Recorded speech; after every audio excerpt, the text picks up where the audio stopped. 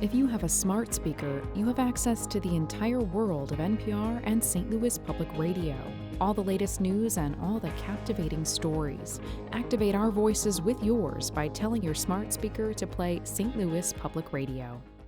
Councilman Sam Page and Councilwoman Hazel Erby have been the leaders of the St. Louis County Council for roughly 2 years, and both Democrats believe they passed some significant bills despite ongoing tensions with St. Louis County Executive Steve Stenger. Erby and Page join us on the latest edition of Politically Speaking, so let's hit the music. This is the Politically Speaking podcast, a candid conversation with the Show Me State's biggest political newsmakers. I'm Jason Rosenbaum. And I'm Joe Manis. Elections should be about your accomplishments. What have you done to qualify you for the position, and why are you qualified to run? I'm going to push back on these regulators. I'm doing this for the people. I was encouraged along the way, not just by my family, but by a lot of teachers and professors, and knew when I was in college that I would run for office someday. We're very excited about the prospect of having some more free market solutions. Even though after the conversation, I still might not agree. We want our listeners to get a real sense of what drives these people. They're actually people with a story to tell. Thank you for listening to this podcast, brought to you by Lufuse Alfa Romeo, offering test drives of the Alfa Romeo Giulia, the 2018 Motor Trend Car of the Year at Lufuse Alfa Romeo in Fairview Heights. And welcome to Politically Speaking. I'm your host, Jason Rosenbaum, a reporter with St. Louis Public Radio. Joining me in studio today in St. Louis is Colleague Joe Manis. And we have two guests today. Both with stories to tell. Both with stories to tell. Our first guest is Sam Page with the St. Louis County Council. And our second guest is Hazel Erby, St. Louis County Council. They represent the 1st and 2nd County Council district. You're number 2, right? I'm number 2. And she's number 1. Yes. The number 1 councilwoman. And Councilman Page, you're still chairman, correct? Yes. And Councilwoman Erby is still vice chair? Yes. Okay, so the budget just got passed. Jason was there. You guys cut $35 million. You want to talk about that? Well, I think the theme of our cuts was basically to freeze spending. And that's what we did in 2017. That's what we did in 2018. We were somewhat concerned last year that county government may have had trouble living within a budget that was frozen at the previous year's expenditure, but they actually did it very well. We really didn't have anyone come back and ask for supplemental appropriations to cover any spending overruns, and it was our position that they could live within that budget again in 2019, and that's what we did. We froze spending and denied the increases in spending that were requested. Councilwoman Erby, you actually abstained on all the budget bills, not because you didn't support what your council members were doing, but because you were dismayed that there weren't more raises for county employees, which has become kind of a reoccurring trend at county council meetings ever since Proposition P passed. You've seen this cascade of other county employees that didn't get raises, basically asking for them. First it was the nurses, then it was the justice staff at the Justice Center, and now you're seeing some of the court staff asking for that.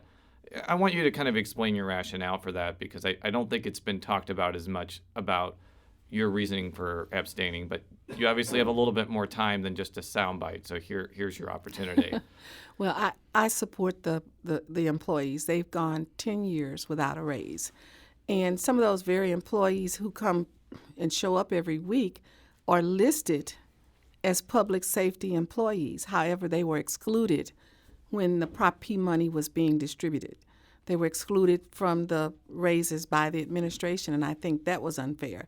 So my vote has to do with my support of the employees and my belief. I'm passionate about the fact that there should be money somewhere in the budget where they can receive a decent raise.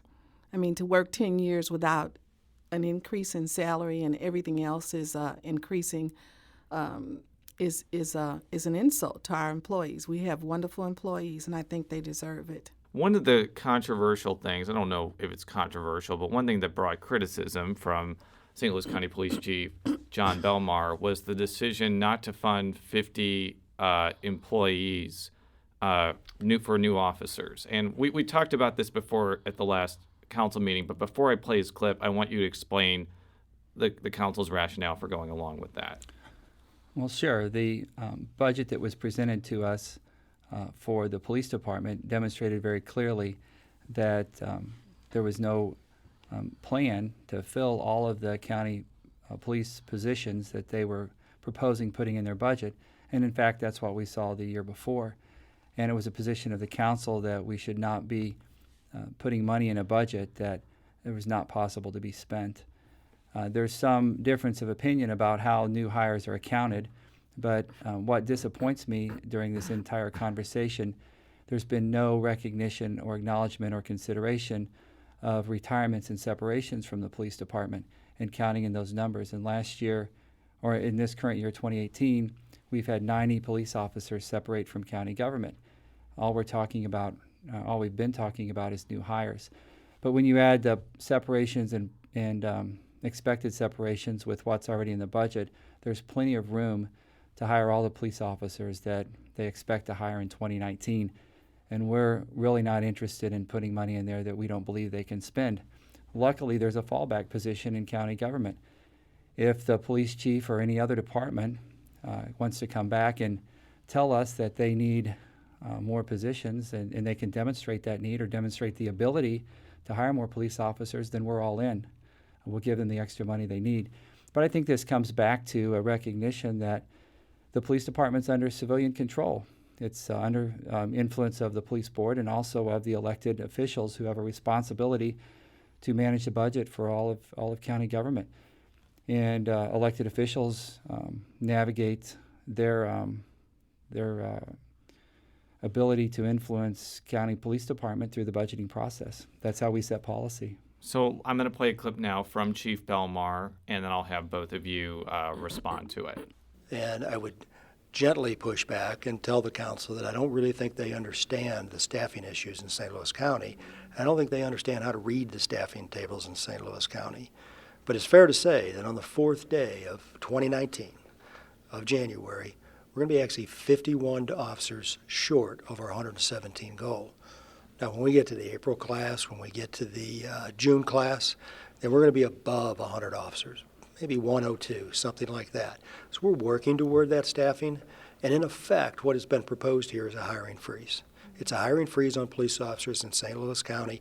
It is counter to what the voters' wishes were in this case. And I do believe that, in fact, it endangers our police officer because it eliminates the two-car arrays in St. Louis County. That's unacceptable. So you heard that argument last night, and you pushed back at saying council does support two-people cars or two-man cars, which means you're having two police officers per car. But again, that's kind of the perspective of the county police leadership, and I want to give you the chance to respond to that first, Councilman Page. Well, I would argue that we do know how to read the budget tables, and that's why we're having this discussion that professional staff in the county budget office have given us information that directly contradicts some of what the police chief is saying. But if he is able to demonstrate that he fills those positions, then we'll be glad to offer more police positions in a supplemental budget. And what he's essentially asking for is a long-term planning exercise where Proposition P money is sequestered in the police budget as earmarked for future spending in a subsequent year. And in St. Louis County government, we budget year to year. We don't budget for subsequent years or long-term planning. And that's where he's taking the conversation. Councilwoman Erby, I want you to give you a chance to respond to. I think so many times we're underestimated. We're accused of not being able to read, but we can read and we can hear. And we've heard the police chief say that he was unable to fill those 100 and plus positions. And so if you are unable to do that and we cut it by 51, what is the problem? If they fill the 51 and we see the need for the additional ones, we're more than happy. We believe in having a two-man car. If they were so focused on that in the first place, why wasn't that the first issue that they took care of when Prop P was passed? That wasn't their priority. So now that we're trying to trim the budget and save some money for the county, now all of a sudden there's a big deal about the two-man car. I think it's important to recognize that a lot of folks in the police department believe that the Prop P fund is entirely for the police department. And that's not what it says. It's the Prop P fund was passed with the designation of public safety. That designation includes the justice workers, the folks that take care of the prisoners. It includes the prosecuting attorney's office. And in my opinion, it includes the courts and some of our attorneys that work for the county counselor's office. And what we're seeing in this effort to sequester money in the police budget that can't be spent for subsequent year budgeting is an effort to withhold spending of the Prop P money and other places where it's rightfully should be spent.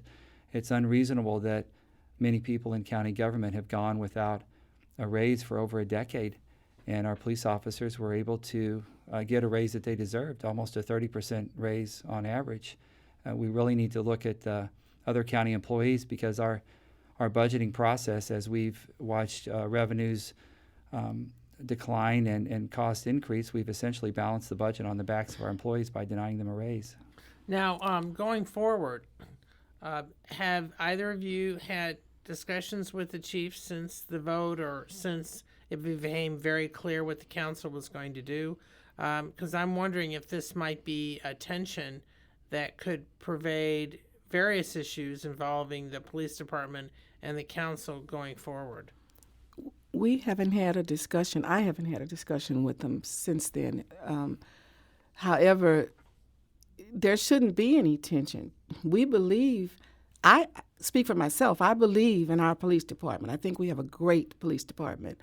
We've never been against them. When there was time to give raises, a lot of the police officers showed up. Somebody incited anger in them, making them feel that we were not in agreement with the raises. We didn't go against the police department. We always felt that they deserved what they get. They deserve it. You know, I mean, they're fighting. If somebody said when we're going away from an incident, they're going toward that. And I've always appreciated that. I've always felt that they deserve the pay that they get. Although it's my belief, and I'm passionate about this, they left a lot of people out. In giving those 30% and some people 45% raises, they left a lot of people out who are included in public safety. That's the part that's not fair to me. And I want to eventually move on to other issues, but my observation about Proposition P was a lot of this was foreseeable. Like when you give a certain segment of county employees a raise, obviously others are going to want to have it too. And that doesn't even scratch the surface of, I think, the other problem with Proposition P, in that because of state law, you have to divvy out the money to the municipalities by population, which means cities like Chesterfield get literally millions of dollars that they frankly don't need, whereas cities in your district, which are smaller, Right. don't get nearly as much money, even though the crime rates are higher. So I guess my reason for bringing this up, because I mean the council did put this up for the vote, even though I know this was kind of a Stenger-led thing. Isn't this kind of an example of not really far out thinking and not thinking of longer-term consequences by essentially passing this tax? I mean, I'd be interested to hear both of your views on this. First, Councilwoman Erby. Well, that's why things were done in a rush. You know, we get that a lot from this administration. There wasn't time, I guess, when they introduced the legislation to, and frankly, we don't have the benefit of being there when when those decisions were made. We agreed with the fact that the police officers deserve a raise, but when it came to divvying up the amounts and all of that, I heard it on the news. I wasn't privy to recommendations or whatever, how much anybody should get. We were not privy to that. That was the administration. So I think in the rush to try and come up with a revenue stream to solve the funding problem in the police department, the decision makers in county government took the only tool that they had, and that's the way the state law was written. That really determined how the funds would be divided. That and the political considerations of getting support from the municipal league. But it's my understanding that the way that fund was set up was relatively limited, and to change that designation would require you going back to state government and delaying a vote on accessing that revenue for another year or two. Yeah, I understand the limitations, but frankly, it doesn't make a lot of sense when you think about it. I mean, I know you represent a lot of large municipalities. I know they generate a lot of tax revenue. But do you really think, I don't know how much D-Creve Coeur, for example, gets under this. Do you really need $1 million for public safety compared to like North County? I mean, I don't think you do. Well, I think that you could look at all services in the county, education and public safety and human resources, and you could argue that they're not divided in a way that they get to the folks who need them the most. Yeah. So I know there was this fight over the nurses a few months ago, and ended up they did get money, although the debate was whether it was going to be the health department or through the Prop P money. The reason I'm bringing it up is that going forward, how are you going to deal with some of this? Because you're going to have more employees from these other departments, as we mentioned before, saying we do such and such that affects public safety, and therefore we should get a raise because we haven't had one for 10 years. So how do you deal with that after the budget's been cut? Well, I think once we understand where the true spending is in county government, and once we have a real serious conversation about what the needs are and what the expectations are of the voters in St. Louis County for what St. Louis County government will provide, we may find some general revenue that we can use for raises for folks that aren't eligible for Prop P funding. That's my hope. Some departments will be legitimate public safety departments, and some just aren't. And if they're not, then they can't really access the Prop P funds in the minds of the county council. And I'm sure the county council will set those boundaries and stick to it. But it's my hope that as we cut back on spending, as we get our hands around the budget, that we can find some revenue for raises for other county employees. But I think we have to understand that over the past decade, county revenues have been relatively stagnant. Expenses have grown with inflation, and those two curves are going in the wrong direction. And the county is really essentially nearly broke. And if we don't reset the revenues and expenditures and make them match, then we're going to have a serious discussion about rolling up the property tax rate. Now, because of some changes that the voters made in the charter, that in effect gives you a bit more power. When does that go into effect, and how is that affecting? This is partly for our listeners, so they understand this. The budget process now and going forward, because the council does have more power, or will soon have more power over the budget right. and financial matters.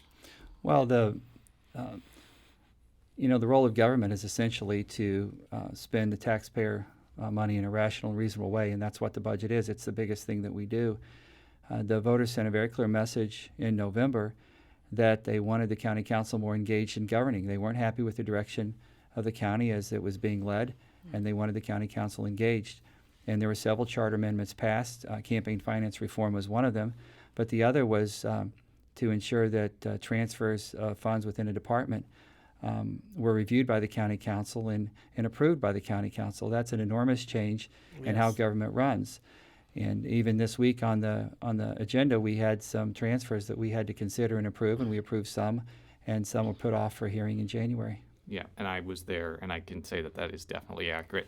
I want to use this as a jumping off point to talk about the last year, because as you kind of alluded to, I think the council has gained the upper hand in a lot of serious policy matters with the county executive. County executive started in office with basically just Councilwoman Erby opposed to him. This was in 2015, right? And you haven't been on the show since that happened, but there was a couple year period before Rochelle Walton Gray was elected where you voted with the county executive on some controversial issues a lot. And then after Councilwoman Walton Gray and Councilman Tracus got elected, you seem to align more with the oppositionary side to where you're the leader. I want you to explain what happened between that time where you went from a Stenger ally to his chief antagonist, because for a lot of people it doesn't make a lot of sense. Well, I think the definition of antagonist and ally are exaggerated on both ends, but I think it's fair to say that when the county executive was in office for the first year at least, I gave him the benefit of the doubt. I accepted what his staff brought to me and what he had to say as being reasonable, and when I heard some things that I didn't like, I saw some things that I didn't like, saw some activities that I didn't like, then I stepped back and asked questions and was met with confrontation. So really the relationship that the county executive has with each council member, not just me, but there's 7 council members in all, as one that he brought upon himself. And it's a really definition of political maturity and how you interface with people when you disagree with them. And this county executive, at least in his first term, did not accept disagreement. He accepted someone who, did what they were asked to do. And before Joe asks her question, I want to just have you respond to this question, because you've been around politics for a long time. You're a former state legislator. You became within 1 or 2% of becoming a lieutenant governor of the state. So you're not a political novice.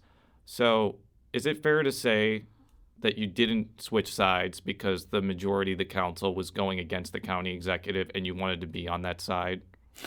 I want you to respond to that, because outside looking in, that could be a reasonable conclusion of what happened. Sure. I think you can assess the situation any way you like, and people will to fit whatever narrative they're looking for.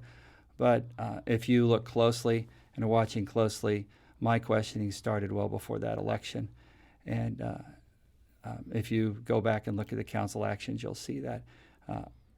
Switching sides, I think, is an analysis that the council runs on a polar system where everything the county executive is for, the council is against. But we've tried very hard to avoid that. I would say 80 or 85% of the actions that we take are in agreement. The ones that we don't become high profile, mainly because of the personality of the county executive, that if you disagree with him, it's going to be a confrontation. So I did a story almost a year ago about kind of interviewed every member of the council to talk about what each of you saw were the reasons why the tensions, this is a year ago, things were at pretty much a stalemate and not good between Stenger and the council. As our listeners may or may not know, as a rule, Stenger does not show up at the council meetings. He points out that he doesn't have to be there, which is true, but it also means that he's not there to counter whatever's being said or to engage in explanations of why his administration is presenting certain things. Since that, then, over the past year, it's gotten worse, I would say. As far as the relationship between Stenger and the council, he did get reelected, although he barely did in the primary, and Councilwoman Erby had endorsed the other major Democrat in the race. So looking at this climate, if someone's asking you, aside from what Jason was talking about, why things are the way they are, how would you respond? I have never seen this, until a couple of years ago. I think it has everything to do with, Sam used the word political maturity. I don't recognize that at all in our leadership in the county executive. And I say responsible leadership. Look at the pay for play. Look at his record. The former county executive was defeated for much less than what we've seen with this county executive. Now you're referring to Charlie Dooley. Yes. Okay, go ahead. Yes. So when we see somebody who embraces the needs of the community and puts the community first, maybe we'll have a different outcome on the council, but we don't see that. How do you not attend meetings? Last night was the 4th meeting consecutively that he did not attend. That is not the first time. One of the other council members did the math. He has missed 54% of the meetings as county executive. And I disagree. Our charter says he shall attend. Legally, we all know what shall means. That means he's supposed to be there, and he's not. When we had the budget hearings and talked about, we asked 2 of his top people who came to present the budget to us, had there been any discussion with the county executive regarding the budget? They said no. It's on tape. No. They had not communicated with him about the budget. How do you explain that? When asked, when will you discuss the budget, they said next year this time. We're going broke, and you haven't discussed the budget with your staff? So the council took it upon themselves, and that's what we were supposed to do. We're responsible for the citizens of St. Louis County. We have a fiduciary responsibility, and that's what we did. The county executive's not doing it, so we did it. No, I think the relationship between the county executive and the county council is definitely a function of political maturity and showing up. I mean, if you want to be good at something, the first thing you have to do is show up for work. But I think looking forward on our relationship, it's a question of how do you handle your differences. If you disagree with someone, do you lash out, do you call them names, and do you try to insult them, or do you sit down and have a conversation about where the common ground is? And for nearly all of the first term of this county executive, if you didn't agree with him, then his job was to, or he felt like his job was to try and attack and humiliate and all the sort of things that you don't see in rare circumstances, except at the national level. You don't see that in most systems of governance. Well, we asked Councilwoman Erby and Councilman Harder this question when they were on the show earlier this year. But one of the things the county executive has brought up is when there have been issues that the council voted for, like increasing the prosecutor's pension, or to some extent the ice rink at D-Creve Coeur Park. You all voted for it, and then when things got controversial, you kind of reversed course. And you've said that you were misled, and he's pushed back and said that you're just reacting to political pressure.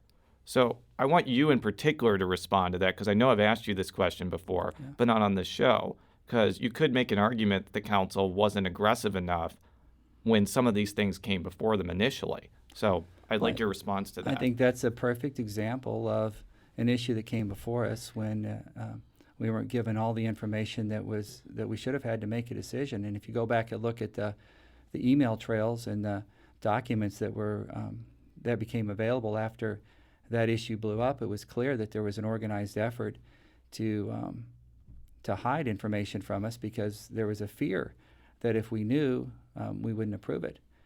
And as much as I dislike changing my mind, I always reserve the right to change my mind if I'm deceived when I made the decision, or if I get new information that shows that the decision I made was not a good one. I think Northwest Plaza is even a better example. That was probably the most aggressively organized effort to deceive the county council that I've encountered. And that was the beginning of my loss of confidence in this county executive. I made it clear to him that I would not support that location if it didn't save the county money. And they worked very hard to distort and hide the true cost to the county. And it was some budget maneuvers and budgeting gimmicks, and then really just an outright lie to us about what the cost would be. And I agree with Sam. That's exactly what happened. There was so much covered up in that deal that we didn't know about. And the difference that I see in this administration and the previous administration, and I was talking to someone else who's also had dealings with 2 or 3 other administrations before the Dooley administration, with Lawrence Roos, Buzz Westfall, Charlie Dooley. The difference in those administrations is that you had people with integrity, and some people may argue with that. I didn't know them personally, but you did not have to scrutinize every single thing. We have to scrutinize everything. We've learned that now. We learned it the hard way. I know I did, because I didn't like what happened with Northwest Plaza. I voted in favor of that for several reasons, because of the condition of the buildings over at North Oaks. There were several reasons why I supported that, just to find out that we were deceived. That's not a good feeling. So then you become where you have to scrutinize every single thing. There were orders last night that I was nervous about supporting, because there's so much hidden agendas that you don't know what you're voting for. And I said that at the beginning of the administration. I'm nervous about voting because we don't get all the information. In the previous administration, the attorney for the council, for the county executive or the county counselor, came down with every piece of legislation, explained it to us, told us the pros and cons, left it up to us. If we voted for it, this, if whichever way we voted, this might be the repercussions or whatever. So you were able to make up your own mind. We don't get that now. We don't get any cooperation. When that legislation comes down, no one talks to us. It was unheard of in the prior administration that legislation came down for us to vote on, and no one came and explained it to us or why it was necessary. We can read. Yes, we can read, but tell us why you're doing this. Tell us what's hidden in there.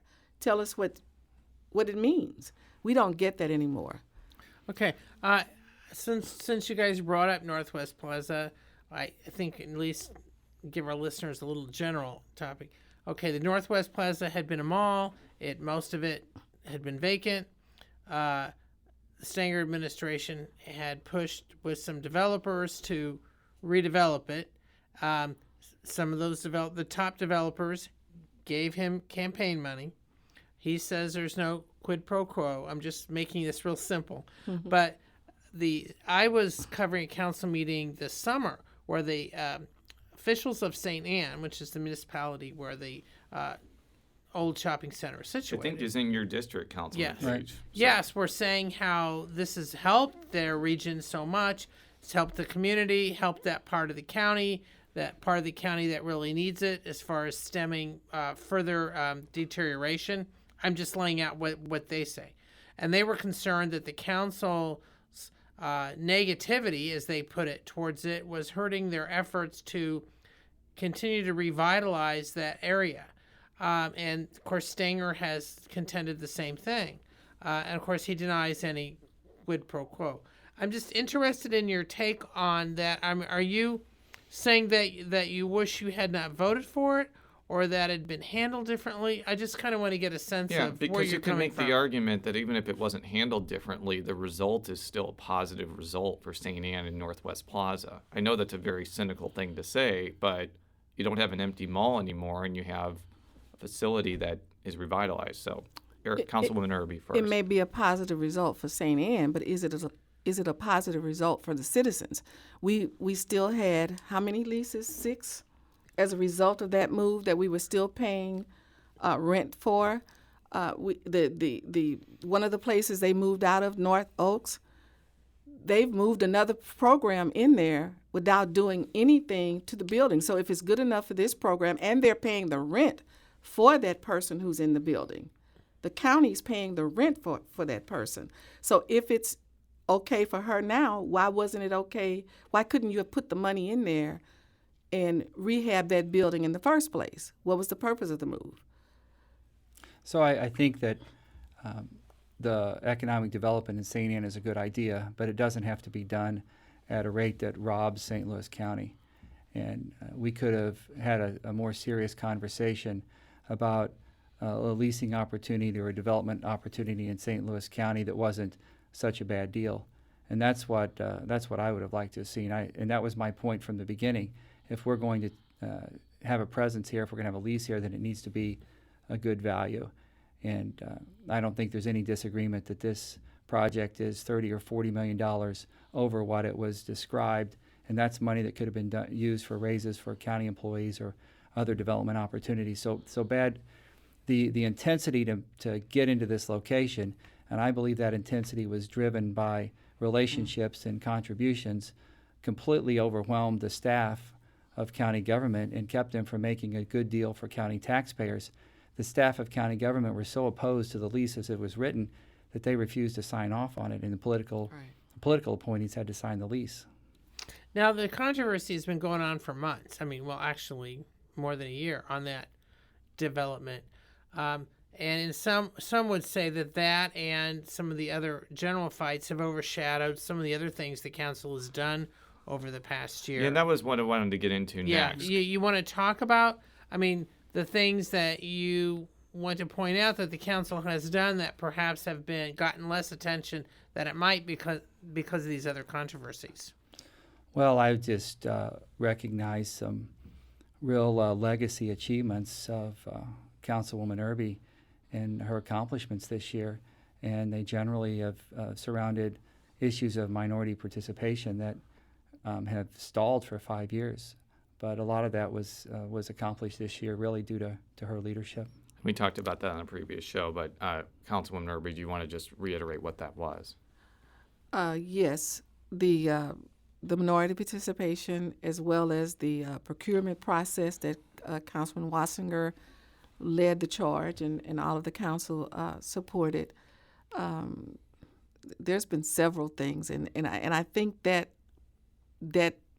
kind of shows you the makeup of this council. We are all working together. We're different parties. It doesn't matter.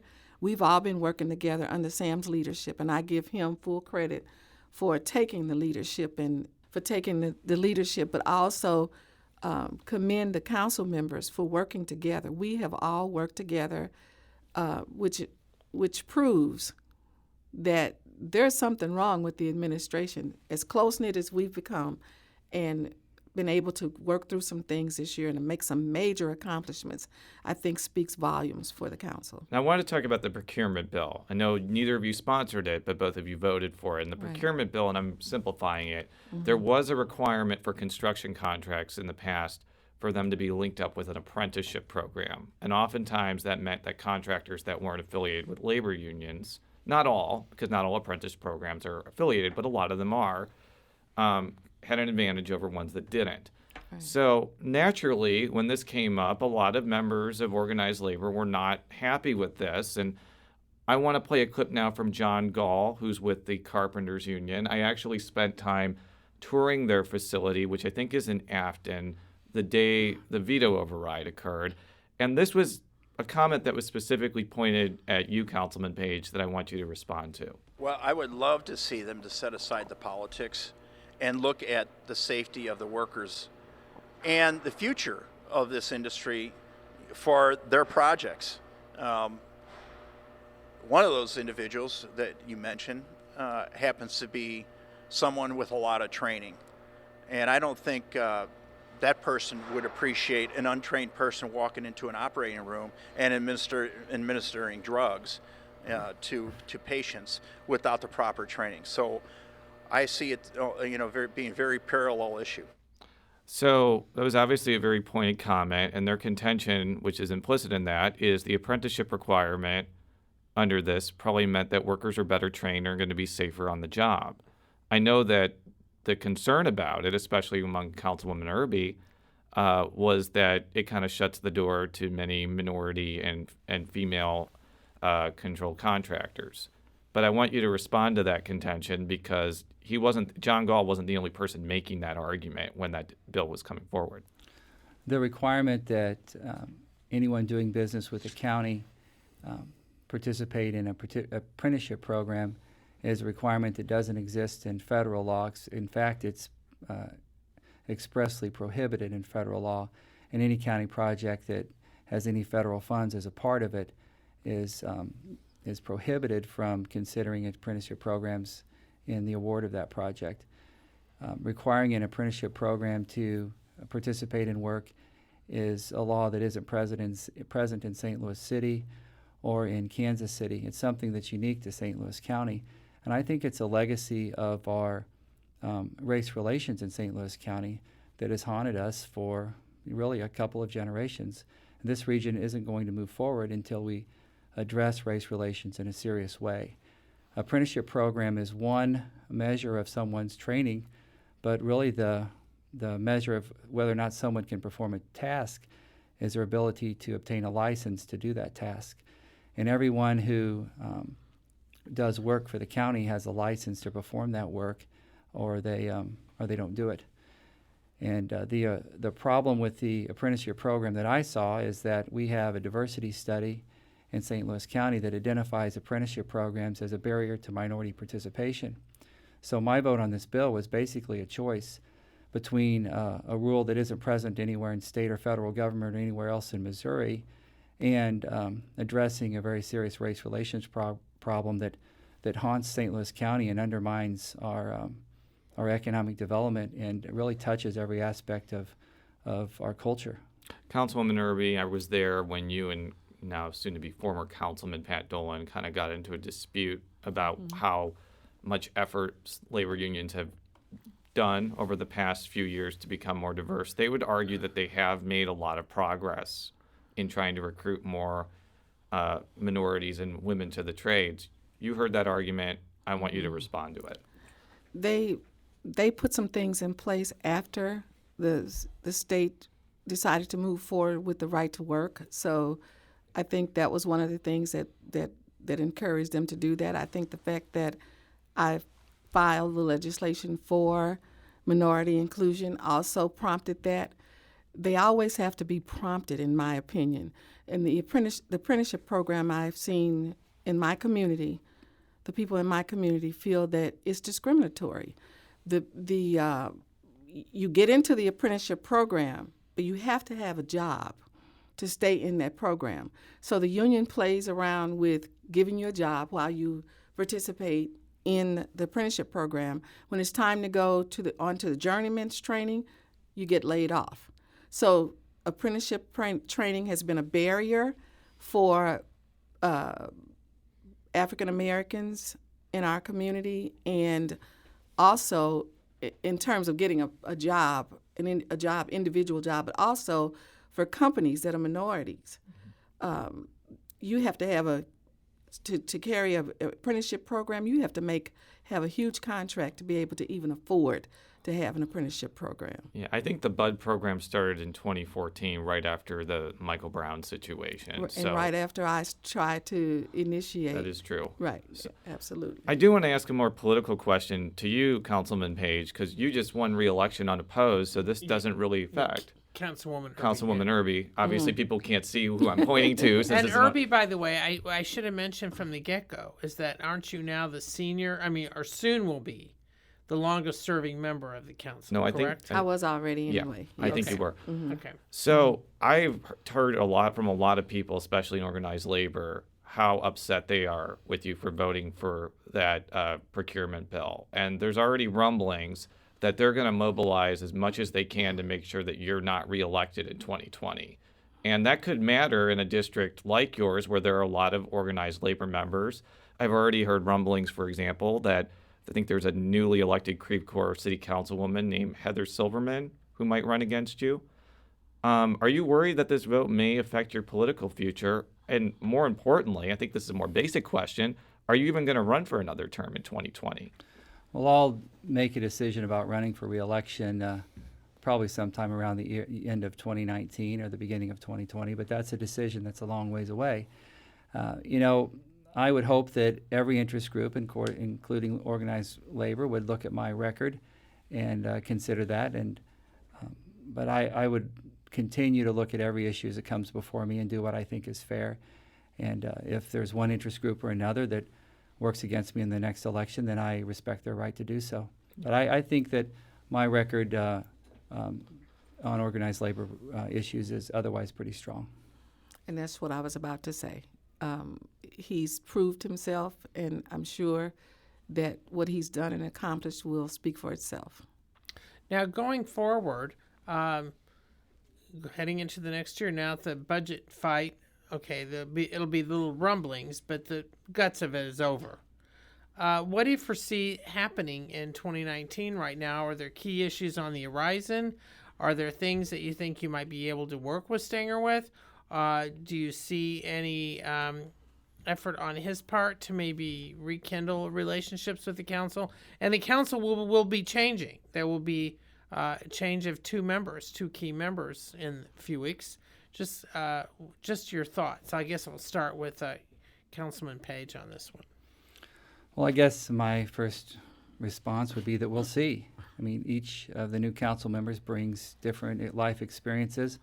Lisa Clancy really represents a generational change and really comes from a social work background. She's a social worker and has a lot of support in a progressive group of young people that have really become more involved in politics over the past few years.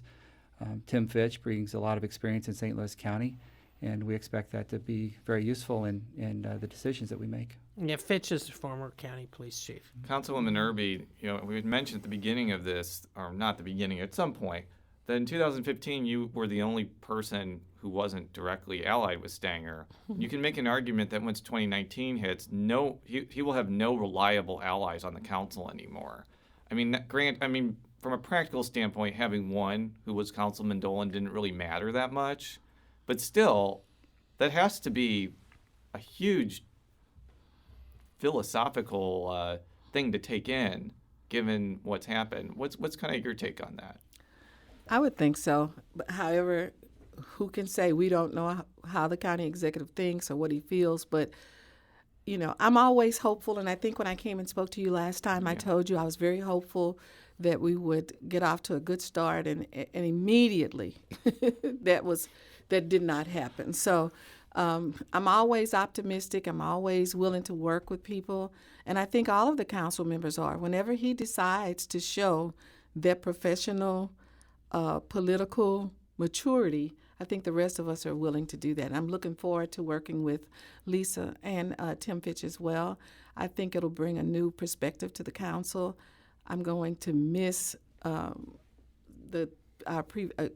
and Pat, and Pat and I had some good times. There were times when we worked together, and I just think that the leadership has changed, and that's why the Pat was not with us on so many I think things. I would give Councilman Dolan, Pat Dolan, credit for what he's done at the statewide level in the BUD program. I think recruiting minorities to participate in organized labor is something that will bear fruit over time, and it really is a new process. But I would really push back a little bit, Jason, on the narrative of who's allied with a county executive and who's not. I know that his press staff spend a lot of time trying to create you're either for me or against me, and a lot of folks run with that.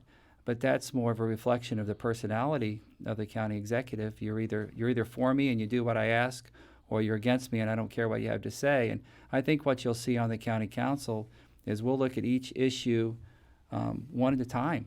And some council members will be for it and some won't. What you see different this year on the county council is that if there's an issue that we don't agree on, we're going to try and find the middle ground on that issue rather than say you're for me or you're against me. So for the average county resident who just wants to make sure that the services are provided, if they live in an unincorporated area, they want to make sure the trash gets picked up. There's the whole issue with the roads. What message do you want to send to county residents who are watching all this? I mean, how does this affect them? Well, the message I would send is that we understand the message that was sent to us in November, that there is an expectation with the approval of all these charter amendments that county voters want the county council to be engaged in governing and watching over the budget. And the message I would send back is that we understand, we're watching that. We're going to take a greater role and responsibility in running county government, and we're going to try and keep expenditures matched evenly with revenues whenever possible. I agree. I think the voters, they spoke up. I mean, our charter amendments passed. We get calls all the time from our constituents who approve of how we're handling things. So, you know, that's the main thing. And I think that I just hope that the county executive gets on board. And I think you should recognize that, we all should recognize that the county executive spent $500,000 trying to defeat the charter amendments, and the voters rejected that. And it was really a vote of no confidence on his leadership and his policies. And now we have to hit the reset button and try and work together. Yet the voters reelected him. I would not recognize that reelection as a mandate for either his leadership or his policies. Now, do you expect to get in a fight over because there's going to be a charter commission set up to make proposed changes shortly. I mean, would that be something you guys are going to get involved in or not? Well, the charter requires us to make appointments to the charter commission, and those 14 individuals will get together and discuss what changes need to be made, and I'm sure it'll be a vibrant conversation. Joe, do you want to be part of the Charter Commission? I don't think they want any reporters on Well, it. Jason lives in the county now. Maybe he could be. You don't want to know what I do to that charter. I would probably make it so that my 5-year-old son is in charge of the county. But on that note, thank you both for coming in today. We'll be following the county government very closely in 2019 for all of our stories, stlpublicradio.org. Follow me on Twitter at Jay Rosenbaum. Follow Joe on Twitter at Jay Mannis. That's JMANNIES. You don't have Twitter, do you? No, you asked me that question 4 years ago. I do not tweet. I have too much going on. Yeah, and you have one of the best Twitter account handles in the world, #1 Councilwoman. At #1 Councilwoman. And you made me do that. I know. The time when I came in 2014. You teased me. Am I the most powerful man in St. Louis County? I'm just making everybody do stuff. On that note, thank you all again, and so long. Thank you.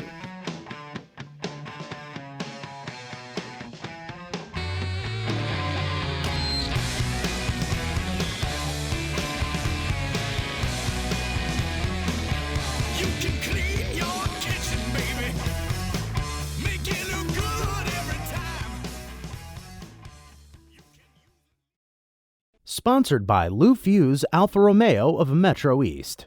The Gateway brings you the day's news from the St. Louis region and across Missouri.